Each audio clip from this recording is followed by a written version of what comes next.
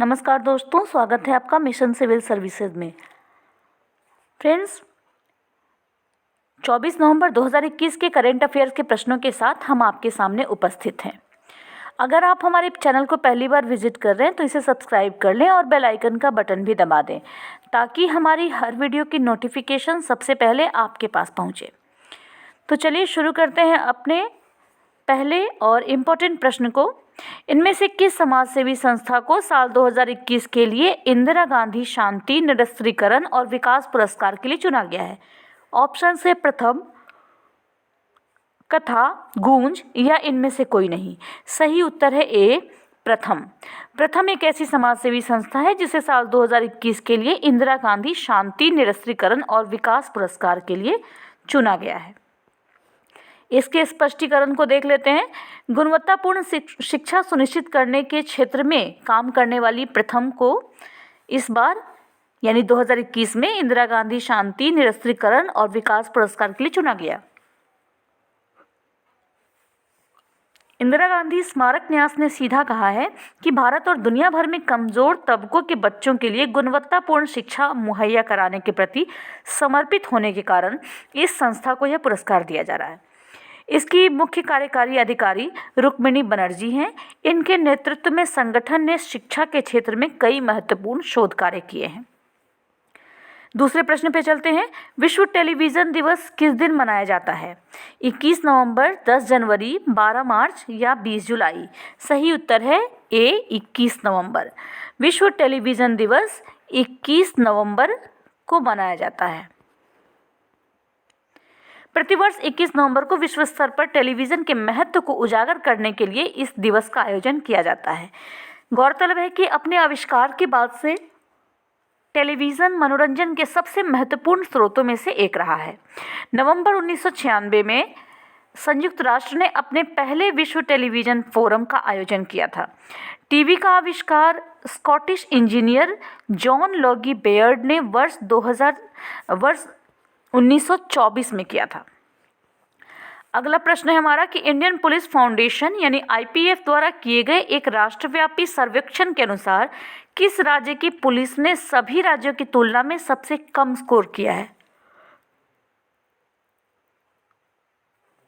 Options हैं बिहार और उत्तर प्रदेश, पंजाब और दिल्ली, कर्नाटक और असम, केरल और तेलंगाना।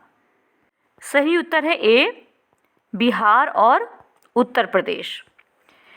इंडियन पुलिस फाउंडेशन के द्वारा किए गए एक राष्ट्रव्यापी सर्वेक्षण के अनुसार बिहार और उत्तर प्रदेश की पुलिस ने सभी राज्यों की तुलना में सबसे कम स्कोर किया, जिन्हें संवेदनशीलता की श्रेणी में रखा गया है।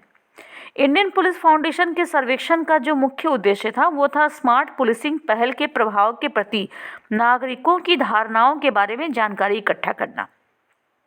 इंडियन पुलिस फाउंडेशन दिल्ली स्थित एक थिंक टैंक है। इसकी स्थापना प्रत्येक राज्य या केंद्र शासित प्रदेश के सेवारत और सेवानिवृत्त पुलिस अधिकारियों, सिविल सेवकों, शिक्षाविदों और वकीलों आदि सहित प्रतिष्ठित नागरिकों के द्वारा की गई है। अगले प्रश्न पे चलते हैं।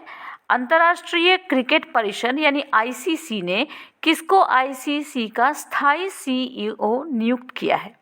ऑप्शंस हैं Greg Barclay, Manu Sawhney, Geoff Allardice, David Richardson. सही उत्तर है सी, जियोफ एलार्डिस। अंतर्राष्ट्रीय क्रिकेट परिषद यानी आईसीसी ने जियोफ एलार्डिस को आईसीसी का स्थायी सीईओ नियुक्त किया है। एलार्डिस पिछले 8 महीनों से भी ज़्यादा समय से अंतरिम सीईओ के पद पर कार्यरत थे। हालिया T20 वर्ल्ड कप के शानदार आयोजन में एलार्डिस की काफ़ी महत्वपूर्ण भूमिका रही थी। इसके चलते इनकी स्थायी नियुक्ति कर दी गई है। 54 साल के यानी 54 ईयर्स के एलार्डिस प्रथम श्रेणी के क्रिकेटर रह चुके हैं। एलार्डिस ने कुल 14 प्रथम श्रेणी मुकाबलों में 32.89 की औसत से 625 रन बनाए हैं। इनमें एक शतक और 3 अर्धशतक शामिल रहे। वहीं 4 लिस्ट मुकाबलों की बात करें तो इनमें एलार्डिस के नाम कुल 40 रनों को दर्ज किया गया है। एलार्डिस 8 सालों तक आईसीसी के क्रिकेट के महाप्रबंधक भी रहे हैं। चलते हैं 5वें प्रश्न पर। वर्ष 2021 में भारत को प्रेषण यानी रेमिटेंस में कितने बिलियन डॉलर की राशि प्राप्त हुई है?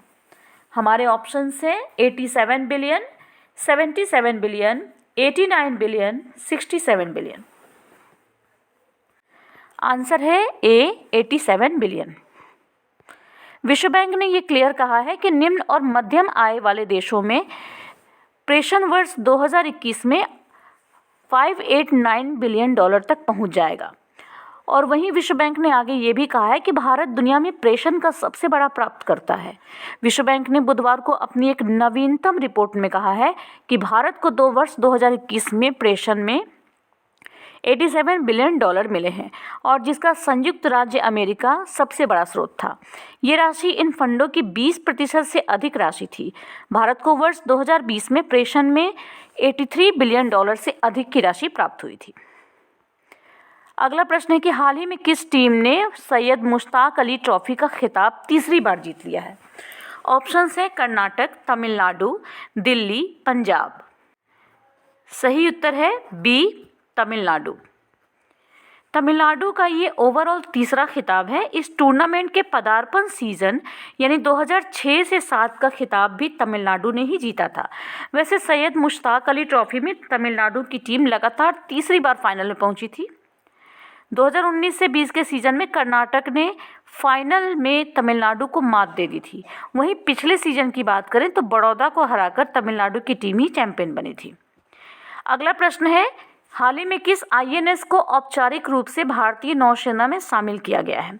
ऑप्शंस है INS Imphal, INS Kolkata, INS Vikrant, INS Visakhapatnam. सही उत्तर है डी आईएनएस विशाखापत्तनम। हाल ही में आईएनएस विशाखापत्तनम को औपचारिक रूप से भारतीय नौसेना में शामिल किया गया है। आईएनएस विशाखापत्तनम एक P-15B स्टील्थ निर्देशित मिसाइल विध्वंसक है। ये स्वदेशी रूप से भारतीय नौसेना के इन हाउस संगठन नेवल डिज़ाइन निदेशालय के द्वारा डिज़ाइन किया गया है और इसका निर्माण मझगांव डाक शिप बिल्डर्स लिमिटेड मुंबई के द्वारा किया गया है। 8वें प्रश्न पे चलते हैं। उत्तर प्रदेश में राज्य स्तरीय पर्यावरण प्रभाव मूल्यांकन समिति ने उत्तर प्रदेश सरकार की किस महत्वाकांक्षी परियोजना के निर्माण के लिए पर्यावरण मंजूरी दी है? ऑप्शंस हैं Bundelkhand expressway, Yamuna expressway, Ganga expressway या इनमें से कोई नहीं। आंसर है सी गंगा एक्सप्रेसवे। उत्तर प्रदेश में राज्य स्तरीय पर्यावरण प्रभाव मूल्यांकन समिति ने उत्तर प्रदेश सरकार की महत्वाकांक्षी योजना गंगा एक्सप्रेसवे परियोजना के निर्माण को पर्यावरण मंजूरी दी है। केंद्रीय पर्यावरण मंत्रालय की 2006 की सूचना के अनुसार जो अधिसूचना जारी हुई थी उसके अनुसार अनुसूची के तहत आने वाली इन परियोजनाओं के लिए पर्यावरण मंजूरी अनिवार्य थी। गंगा एक्सप्रेसवे प्रोजेक्ट एक ग्रीनफील्ड 6 लेन एक्सप्रेसवे प्रोजेक्ट है। इसे 36,230 करोड़ रुपए की अनुमानित लागत से बनाया जा रहा है। 9वां प्रश्न है हमारा कि दिल्ली सरकार ने किस वर्ष तक यमुना को पूरी तरह से साफ करने के लिए 6 सूत्री कार्यक्रम की घोषणा की है? ऑप्शंस हैं 2022, 2025, 2030 और 2035। सही आंसर है बी 2025। दिल्ली सरकार ने वर्ष 2025 तक यमुना को पूरी तरह साफ कर लेने के लिए 6 सूत्री कार्य योजना की घोषणा की है। कार्य योजना में नए सीवेज उपचार संयंत्र का निर्माण, मौजूदा एसटीपी की क्षमता बढ़ाना और प्रदूषकों को सुनिश्चित करने के लिए नई तकनीक की शुरुआत करना शामिल है। साथ ही साथ दिल्ली सरकार ने हर घर को सीवर नेटवर्क से जोड़ने का भी प्रस्ताव रखा है। ये औद्योगिक कचरे को हटाने का भी प्रस्ताव करता है। 10वां प्रश्न है जनवरी 2022 से कपड़े, परिधान और जूते पर समान वस्तु और सेवा कर यानी जीएसटी की दर क्या होगी? ऑप्शन है 5, 8, 12, 18। सही उत्तर है सी 12।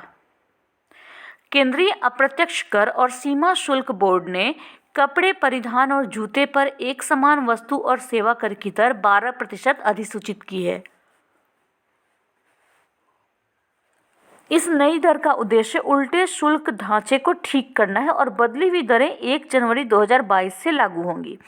पहले जीएसटी दर 5% बिक्री मूल्य के लिए परिधानों के मामले में 1,000 रुपये प्रति पीस और प्रति जोड़ी के मामले में थी। आगे बढ़ते हैं 11वें प्रश्न पर। भारतीय पुलिस फाउंडेशन के स्मार्ट पुलिसिंग इंडेक्स में किस भारतीय राज्य को पहला स्थान दिया गया है? कुछ देर पहले हमने देखा था सबसे नीचे कौन रहा है, सबसे कम स्कोर किसने किया है, जिसका उत्तर था बिहार और उत्तर प्रदेश। अब हमारा प्रश्न है कि आईपीएफ यानी इंडियन पुलिस फाउंडेशन के स्मार्ट पुलिसिंग इंडेक्स में किस भारतीय राज्य को पहला स्थान दिया गया है? ऑप्शन है तेलंगाना, तमिलनाडु, आंध्र प्रदेश, गुजरात। सही उत्तर है सी, Andhra Pradesh. Indian police foundation ने स्मार्ट पुलिसिंग इंडेक्स 2021 को लॉन्च किया और इसके अनुसार 6 योग्यता आधारित आयामों में विश्वास के 3 मूल्य आधारित आयामों का उपयोग किया। ये सर्वेक्षण में जनता की धारणा और नागरिक संतुष्टि को मापता है। पुलिस गुणवत्ता की संतुष्टि का स्तर आंध्र प्रदेश में सबसे ज़्यादा था 8.11%, तेलंगाना में 8.10 और असम में 7.89% के साथ उच्चतम था। इसके बाद केरल, सिक्किम और मिजोरम का स्थान आता है। 12वें प्रश्न पे चलते हैं। किस एशियाई देश ने हाल ही में कोविड महामारी से निपटने के लिए रिकॉर्ड $492 बिलियन के प्रोत्साहन पैकेज को मंजूरी दी है? ऑप्शन है चीन, जापान, भारत, पाकिस्तान। सही उत्तर है बी, जापान। जापान की कैबिनेट ने रिकॉर्ड 56 ट्रिलियन येन यानी कि $490 बिलियन के प्रोत्साहन पैकेज को मंजूरी दी ताकि कोरोना वायरस महामारी से खराब हुई अर्थव्यवस्था को मदद मिल सके।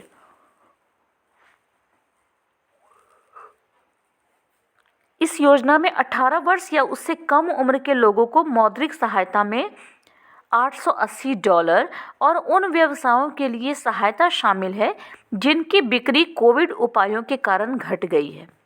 प्रधानमंत्री फूमियो किशिदा ने योजना की घोषणा की, जिसे अभी भी संसदीय अनुमोदन का इंतजार है, इसकी आवश्यकता है। 13वें प्रश्न पे चलते हैं। विश्व शौचालय दिवस 2021 का विषय क्या है? ऑप्शन है शौचालयों का मूल्यांकन, स्वच्छता का महत्व, वैश्विक स्वच्छता संकट और सामूहिक कार्रवाई। सही उत्तर है ए, शौचालयों का मूल्यांकन। संयुक्त राष्ट्र के द्वारा हर साल 19 नवंबर को विश्व शौचालय दिवस मनाया जाता है। इस दिन का उद्देश्य स्वच्छता के महत्व के बारे में जागरूकता बढ़ाना और वैश्विक स्वच्छता संकट से निपटने के लिए सामूहिक कार्रवाई सुनिश्चित करना है।